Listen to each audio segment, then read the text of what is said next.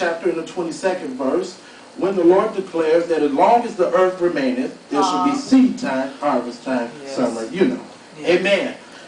And as I began to think about, amen, standing here on this auspicious occasion, all right, there were several things that came to my mind. I wanted to talk about the Tower of Babel. And I wanted to preach, and you know, it felt real good to me when I was reading it. I wanted to preach that the people at the Tower of Babel had, amen, a plan, a purpose, and a problem. Say so. And as I began to pray, the Lord said, no. That's not it. And so as I began to pray more and began to study more, I began to see that we are living in a time, and I know, amen, not here at True Divine or, you know, at any other church that you attend, but in the land we see that there is a drought. We see that there is some kind of a drought. Amen. There are really two. Can I talk about two droughts? One drought is a drought. It seems like the wicked continue to prosper. Come on. It seems like, amen, the ones who do you bad continue to do better. Amen. The ones that you helped out in the bad times continue to prosper and never tell you at least thank you. They're not going to pay you back, but at least they would tell you thank you. Amen. The ones who are moved on and doing better seem like they have forgotten about the people of God who have helped them. That first drought, praise the Lord, is called the drought of the judgment of the wicked. It looks like God has not been judging the wicked, amen, the way that we think he should. He has not been taking them out the way that we consider that they should. Amen. We feel like whenever somebody does us wrong, God should do quick work. And God should turn that thing around real fast so that we know and they know you better not mess with me. Oh, I know, amen. I know that I may be the only one that feels that way, but that's fine. Well, then there's another drought. There's another drought that I'm sure I'm going to get a few more amens. There's a drought in the releasing of blessing. There's a drought, amen, praise the Lord, that's not just in money, that's not just in cars, but it seems like some of us have been laying before the Lord, some of us have been petitioning God, some of us have been living holy, some of us, amen, have been holding up the bloodstained banner, bless the Lord on my soul, but it seems like God is not hearing. It seems like God isn't seeing us. It seems like all the dancing that we're doing, all the shouting, all the tongues that we have. Y'all not going to help me talk about it. Amen. It seems like everything that we're doing, God just simply does not see. The harder we work, the harder it gets. The more we try, amen, the harder it gets. Amen. And it seems like this drought is the one that cost us the most. It seems like this drought, amen, the ones that said they'd never leave, they start to leave. It seems like in this drought, the ones who said, I'm here to the end are the first ones to go. It seems like in this drought, that I grew up with can't stand with me anymore. Anybody seen that drought in their life? Amen. Yeah. So let's get to the text. All right. I like the prophet Elijah. I like him because it just comes on the scene. Out of absolutely nowhere. He just shows up. Yes. He shows up in 1 Kings 17, out of the blue. And the way it's written is like the writer knew about him, but he just decided not to tell us.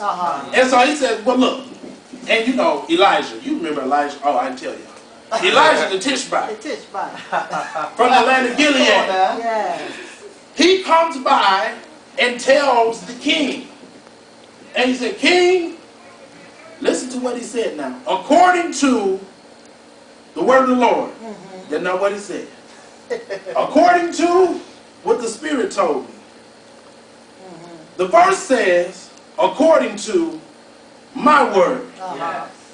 According to what Elijah said, it's not going to rain. How many times have we put ourselves in situations like that? Well, I know nobody's not going to say amen, but some of us have put ourselves in a drought. Yes. Oh, yeah, some of us trying to prove a point to the devil. It cost us some time. In fact, my mother told me when I was younger, I started preaching when I was 14. And so when she told me when I was young, she said, son, and you know, I was anointed. headstrong, all of that. That's it. And she said, son, some things are for your making. But there are some things, now catch this, that are for your taking. In other words, you're going to do that because you want to. Right. I'm going to turn around and look at the wall, but there's some things that I've gone through, wall, and just because I put myself there. Come on. There's some things, amen, that I cried about when I thought about it. Oh, this is my fault. Yeah, the doctor told me, he said, Willis, you got to lose some weight. I couldn't lie and say the devil made me eat that chicken. No, I ate the chicken. Willis, you got to get your blood pressure down. The devil playing my pressure. No, stop eating. Come on. Put that salt out. The prophet Elijah. The prophet Elisha put himself in this situation. It goes on in chapter 1 Kings 17:7 talks about the Lord sent him to the brook, and the brook dried up. Then he was worried. What I'm going to do? Lord said, I'm going to send you to the widow woman. Y'all know the story. Come on now. And the widow woman, amen, in the midst of the drought, she's very depressed and pessimistic. The prophet said, give me something to eat. She said, no, I don't have enough to give you something to eat. As a matter of fact, what I have is for me and my son to eat That's what she said. and die. She was very, listen, a drought will cause depression to creep in. I know nobody here is depressed or ever been depressed, but I know some people in a dry time who got depressed. I know some people who went through what I went through. Hello, somebody, and killed themselves. I know some people in a dry time, amen, it talks about the drought, amen, crops not growing. They were like trees or little twigs, and they withered and died away. But the Lord kept us like a cactus, able to endure the dry time. Y'all not helping me.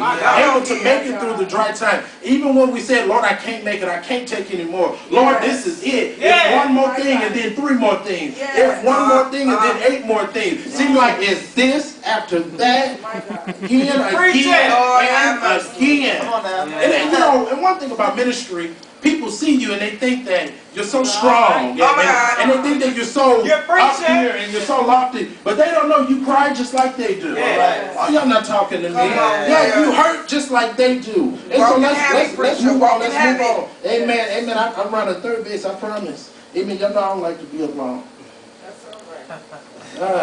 Thank you, Jesus. Thank you, Jesus. So let's do like they taught me to do right, you know. Point number 1. Amen. Let's do right.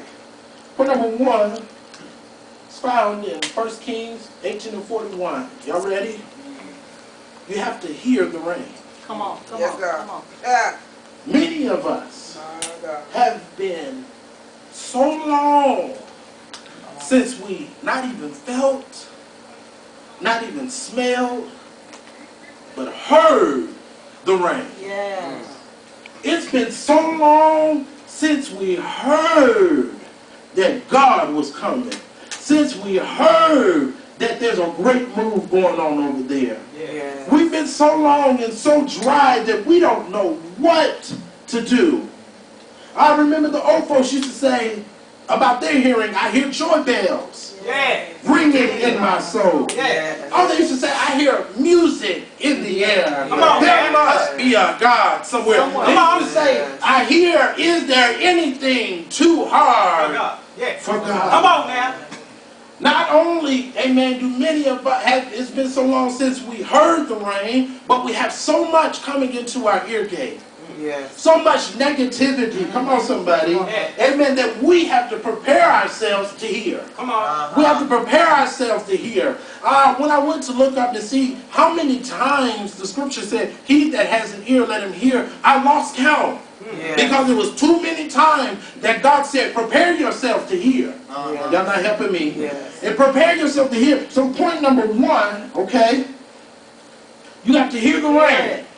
Is that right? Yes. But as I was praying, the Lord said to me, listen again. So many of us have had our ears to the wind, and we've been listening, trying to say, what is God saying?